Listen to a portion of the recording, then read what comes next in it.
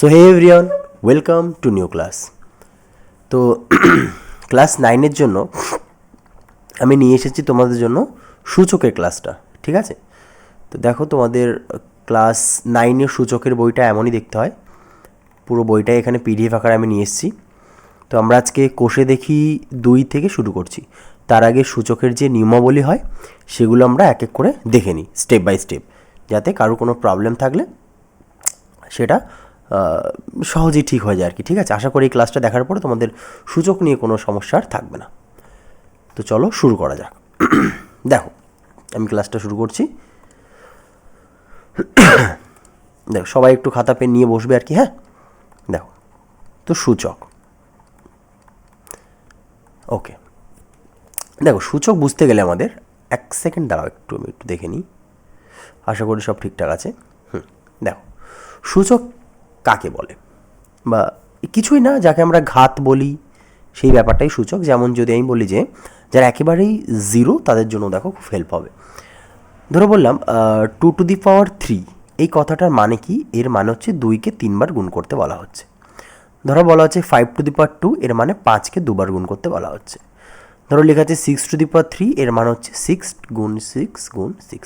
হলো, যে জানতে না সে জেনে গেলে, ব্যাস, খুব সহজ কথা। আচ্ছা, তো যদি লেখা থাকে x⁻m, এর মানে হচ্ছে এক্সকে m বার গুণ করতে করতে যেতে হবে। হয়েছে, এক্সকে এরকম যেতে হবে কতবার? m বার। হয়েছে, তো এই যে x⁻m লিখলাম আমি, এইটাকে বলে বেস, এটাকে বলে বেস, আর এটাকে বলে ইন্ডেক্স। ঠিক আছে, যাকে আমরা বলছি এটা হচ্ছে সূচক। ঠিক আছে, এটাকে বলে বাংলায় বেসকে বলছি আমরা নিধান। কি বলছি? নিধান। আর ইন্ডেক্সকে আমরা বলছি সূচক। তো সূচকের কিছু নিয়ম আছে, আমরা সেই নিয়মগুলো এখন দেখে নেবো এক এক করে। ঠিক আছে, দেখো, তুমি সিম্পল বোঝো। যদি বলা হয় 2/3 আর 2/5, এই দুটো গুণ করতে বলা হলো, এর মানে কি? এর মানে 2কে 3বার গুণ করতে বলা হয়েছে, আবার 2কে 5বার গুণ করতে বলা হয়েছে।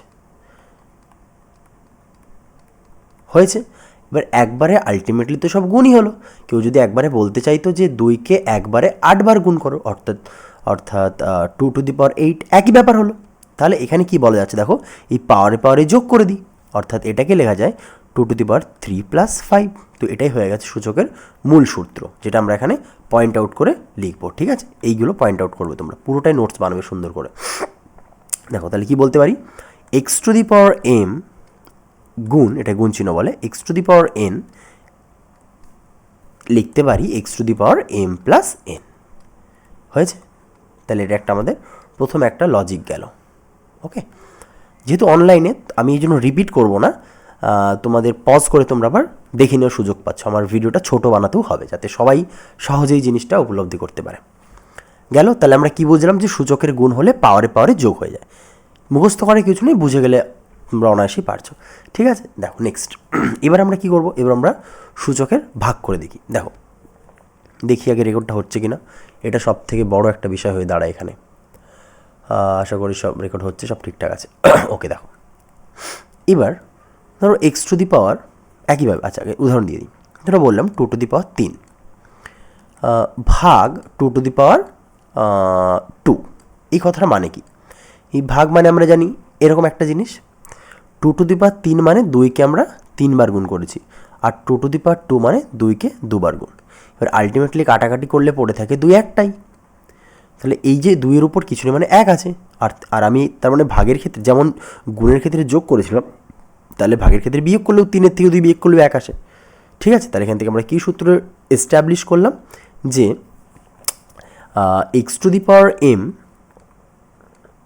ভাগ x⁻n এরকম থাকলে আমরা একবারে লিখে দেবো x⁻m - n। ঠিক আছে, তাহলে এটা গেল আমাদের দ্বিতীয় সূত্র। বোঝা গেল? অর্থাৎ গুণের ক্ষেত্রে পাওয়ার যোগ হয় আর ভাগের ক্ষেত্রে পাওয়ার বিয়োগ হচ্ছে। চলো নেক্সট। দেখো, এগুলো সব আমরা ম্যাথ বইতেই পেয়ে যাচ্ছি আরামসে। হ্যাঁ, এখানে সবগুলো কিন্তু তোমাদের দেখো দেওয়া আছে, তুমি একটু ভালো করে দেখো, সবই দেওয়া আছে। আমি সেগুলোই সামারাইজ করে তোমাদের বলছি, এখানে সব দেওয়া আছে। দেখো, x⁻, এই যে ইত্যাদি এই বিষয়গুলো, এই যে গুণ ভাগ। ঠিক আছে, আমি জাস্ট ওভারঅল তোমাদের বলছি, যেটা তোমাদের নোটস বানাতে কাজে লেগে যাবে। ঠিক আছে, আচ্ছা নেক্সট দেখো, এবারে আমরা আসি, আচ্ছা তাহলে পাওয়ারের গুণ গেল এটা। আচ্ছা এই ক্ষেত্রে একটা কথা মাথায় রাখো, দেখো 2 টু দি পাওয়ার মনে করো, আচ্ছা 2 টু দি বারবার বলছি, 3 to the power 6 into 3 to the power 5, তবেই কিন্তু আমরা বলতে পারবো যে 3 টু দি পাওয়ার কী হবে 6 প্লাস 5 অর্থাৎ 11। কিন্তু যদি এটা এমন হতো যে 3 to the power 6 into 4 to the power 5, তাহলে কিন্তু আমরা 6 আর 5 যোগ করতে পারবো না, কারণ নিধান কিন্তু আমাদের চেঞ্জ হয়ে গেছে। ঠিক আছে, এটা কিন্তু একটু মাথায় রাখবে।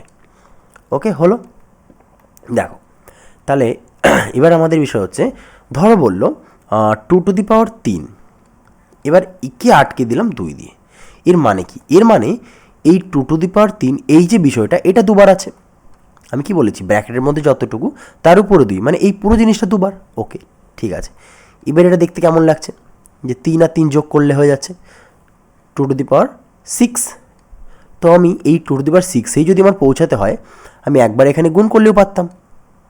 ঠিক আছে, 3 দুগুণে 6। আচ্ছা, তাহলে এখান থেকে আমরা আরেকটা সূত্র এস্টাবলিশ করলাম, সেটা কি, যে x to the power m যদি থাকে, তার উপর যদি এন থাকে, আমরা একেবারে এম আর এন গুণ করে দেবো, অর্থাৎ x to the power m n হয়েছে।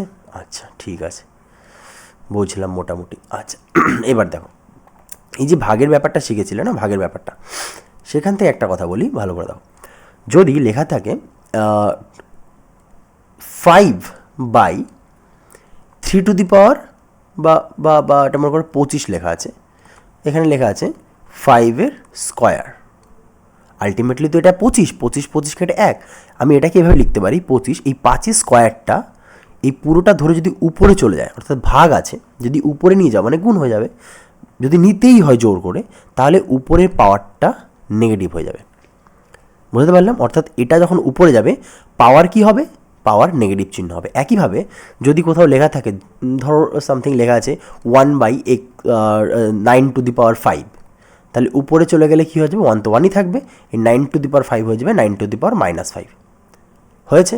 যদি এমন থাকে যে 5 to the power 9/6/2 two the power 3 এমন কিছু আছে, তো দেখো যদি মনে করো এটাকে আমি উপরে নিয়ে যেতে চাইছি, এটাকে নিচে আনতে চাইছি, আমাদের প্রয়োজন, তাহলে এই 2 টু দি পাওয়ার 3 উপরে গেলে হয়ে যাবে 2 two the power -3, R 5 to the পাওয়ার 9 উপরে নিচে চলে আসলো 5 টু দি পাওয়ার -9 হয়েছে। এটা এই জিনিসগুলো তাহলে শিখতে পারছি আমরা। যদি নিজেরাই তাহলে বলো, যদি কোথাও লেখা থাকে 1/5, তাহলে এই 5টা যখন উপরে যাবে, বা মনে 2/5 আছে, 2 তো যা আছে থাকবেই, 5 যদি উপরে নিয়ে যেতে হয়, তাহলে 5-এর উপরে -1 চলে আসবে, কারণ কিছু নেই মানে 1 আছে। এটা খুব ইম্পর্টেন্ট কথা। চলো এটাকে আমরা নোটস আকারে লিখে নিই। কী হবে, এটা কী লিখবো, এটা আমরা এমন লিখবো যে 1/x-এর স্কোয়ার, এটা গেলে হয়ে যাবে 1 ইন্টু, জাস্ট এখানে এক্সের স্কোয়ারটা উপরে গেলে এক্সের উপরে -2, ঠিক আছে। বা লিখতে পারি 1/x উপরে গেলে হয়ে যাবে 1 ইন্টু এক্স, বা 1টা লিখলাম না, এক্সটির উপরে -1, এই একটা উপরে গিয়ে -1 হয়ে গেছে। এটা একটু মাথায় রাখবে, এটা খুব ইম্পর্টেন্ট। 1/x ওদিকে গেলে হয়ে যাবে এক্সের উপরে -1। একটা কথা বলে রাখি, পৃথিবীতে যে কোনো কিছুর পাওয়ার যদি 0 হয়, অ্যান্সার 1 হয়। আশা করি এগুলো মনে রাখবে। এই বক্সেরগুলো তোমরা সবাই কিন্তু নোটস করবে, ঠিক আছে। আচ্ছা, রইল বাকি আর কি একটু দেখে আসি, যে আর কিছু রইল বাকি নাকি। এটা করেছি।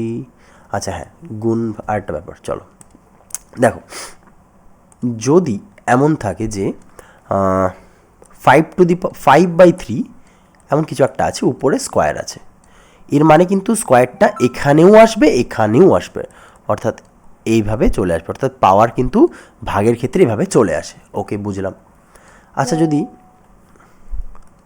গুণ থাকতো 5 ইন্টু 3, এর উপরে মনে করো এরকম করে 3টি আছে বা 4 আছে পাওয়ার, তো পাওয়ার কিন্তু এখানেও চলে আসবে, এখানেও চলে আসবে, কোনো সমস্যা নেই। 5 to the power 4 into 5 to the power 3 হয়ে যাবে, ঠিক আছে। কিন্তু যেটা মনে রাখার বিষয়, এটা ভাগ আর গুণের ক্ষেত্রে কিন্তু পাওয়ারটা চলে আসে, খুবই সহজ কথা। কিন্তু যোগ বা বিয়োগ এমন ক্ষেত্রে কিন্তু পাওয়ার কখনোই চলে আসবে না। মনে করো এখানে স্কোয়ার আছে, তাহলে এখানেও স্কোয়ার, এখানেও স্কোয়ার, এভাবে করে আসতে পারে না। এখানে কিউব আছে বা স্কোয়ার আছে, এখানে চলে আসতে পারে না। তাই যদি হতো, তাহলে a প্লাস বি হোল স্কোয়ারের যে সূত্রটা হয়, আমরা অনায়াসি স্কোয়ারটা এখানে এনে দিতে পারতাম, বলতাম a square plus b square, but তা কি হয় না। দেখো এখানে কিন্তু একটা, যদি ঠিকঠাক লিখতে হয়, একটা কিন্তু এক্সট্রা কি চলে আসে, প্লাস বা মাইনাস 2ab চলে আসে, তাই না, একটা এক্সট্রা চলে আসে। বুঝতে পারছো? তাহলে এটা একটু মাথায় রাখতে হবে কিন্তু তোমাদের, ঠিক আছে? একটু মাথায়, এটা নোটসে যদি আমি করাই তাহলে কি বলবো, এরকম যে x by y to the power যদি এম হয়, আমি বলতে পারি এক্সের উপরেও এম হয়ে যাবে, ওয়াইয়ের উপরেও এম হয়ে যাবে। ঠিক আছে, এটা একটু নোটস করে নিতে হবে তোমাদের।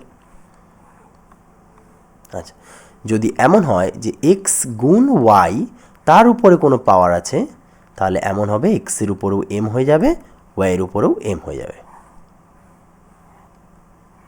ঠিক আছে, হয়ে গেল। আচ্ছা, এবার আর কি ও, যদি এটা একটু নোটস করে নিই আমরা, যে এক্স প্লাস বা মাইনাস যদি ওয়াই তার উপরে যদি কোনো পাওয়ার এম থাকে, অবশ্যই সেটা কিন্তু এক্সের উপরে এম প্লাস বা মাইনাস যাই থাকুক এভাবে আসে না। এটা কিন্তু ইম্পর্টেন্ট একটা কথা। ঠিক আছে, আশা করি মোটামুটি এটুকু পয়েন্ট। আরও যদি কিছু দেখে নিই, যদি কিছু ভুলে যাই। আচ্ছা, মাথায় রাখবে এই সমস্ত জিনিস করার সময় নিচে যেন কখনো জিরো না আসে। এটা অনেক সময় কন্ডিশনে তোমাদের লেখা থাকে যে x by y to the power m, এরকম দেখবে যখন, তো অবশ্যই লেখা থাকবে যে y not equal to zero, কারণ নিচে কখনো যেন জিরো না চলে আসে, তখন সেটা ডিটারমাইন করা যায় না, ডিটারমাইন অসঙ্গত হয় না, জিরো বাই জিরো টার্ম যেন কখনো চলে না আসে, মানে আলটিমেটলি নিচে যেন জিরো না আসে, এমন যেন কন্ডিশনগুলো মেনে চলে। এটা একটু দেখো আর কি। ঠিক আছে, এইটুকুই পয়েন্ট আছে তোমাদের। মেন বিষয় তো বললাম, এইটুকুই আছে, আর কিছু মোটামুটি নেই। এইটুকু শিখতে পারলেই তোমাদের কিন্তু মোটামুটি ধরা যায় যে তোমরা সূচকের ব্যাপার স্যাপারগুলো জেনে দেবে। ঠিক আছে, পরবর্তী ভিডিওতে আমরা কোষে দেখি দিয়ে শুরু করছি। এটা ছোটোই থাকুক নাকি? চলো, ঠিক আছে, চলো, টাটা, গুড নাইট।